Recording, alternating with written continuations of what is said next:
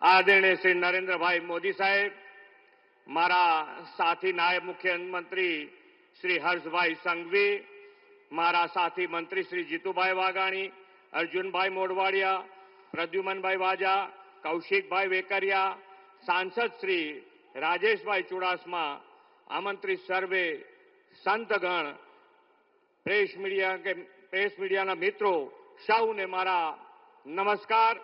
जय सोमनाथ।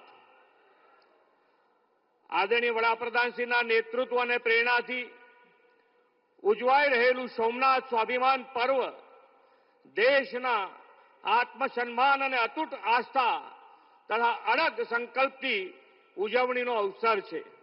12 જ્યોતિર્લિંગનું પ્રથમ જ્યોતિર્લિંગ આ ભગવાન સોમનાથનું મંદિર એ માત્ર મંદિર નહીં, ભારતના આત્માનું પ્રતીક છે। ઇતિહાસ સાક્ષી છે કે આ સોમનાથ મંદિર ઉપર છેલ્લા 1000 વર્ષમાં અનેક વાર બર્બર આક્રમણો થયા હતા। મંદિરને તોડવાનો પ્રયાસ થયો, પરંતુ કોઈ આક્રમણો ક્યારેય ભારતની આસ્થાને તોડી શક્યા નથી। આજે પણ ભવ્યતા અને દિવ્યતાથી ભગવાન સોમનાથ બિરાજમાન છે। સોમનાથથી અખંડ આસ્થાની કથા અનેક વીરોના ત્યાગ અને બલિદાનથી ભરેલી છે। વીર હમીરજી ગોહિલ, ચૌલા દેવી, વેગડા ભીલ જેવા શૂરોએ પોતાના યોદ્ધાઓ સાથે સોમનાથ દાદાના રક્ષણમાં સર્વોચ્ચ બલિદાન આપ્યા હતા।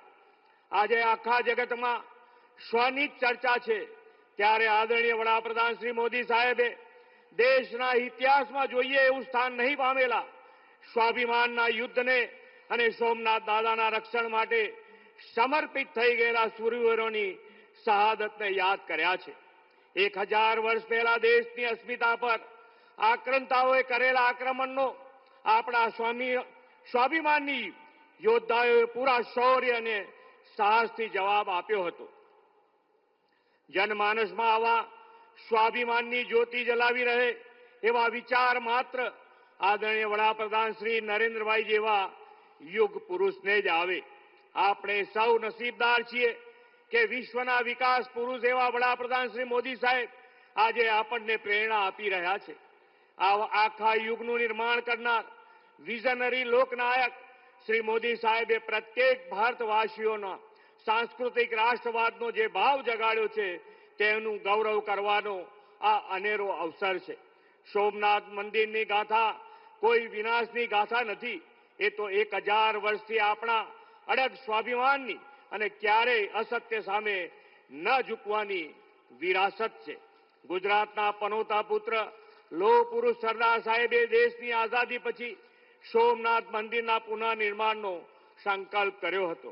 આ સંકલ્પને પૂર્ણ કરતું આજનું ભવ્ય મંદિર પથ્થર કે ઈંટોનું ચણતર નહીં, ભારતના આત્મવિશ્વાસ, આધ્યાત્મિકતા અને સરદાર સાહેબની દૃઢ સંકલ્પ શક્તિની વિરાસત છે।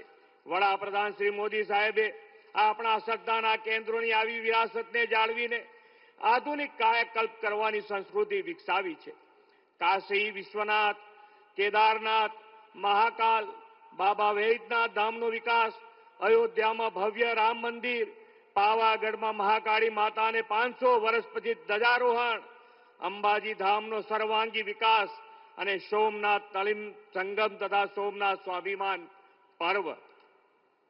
વડાપ્રધાનશ્રીએ યાત્રાધામોના આવા હોલિસ્ટિક ડેવલપમેન્ટની જે પરંપરા ઊભી કરી છે તે વિકસિત ભારત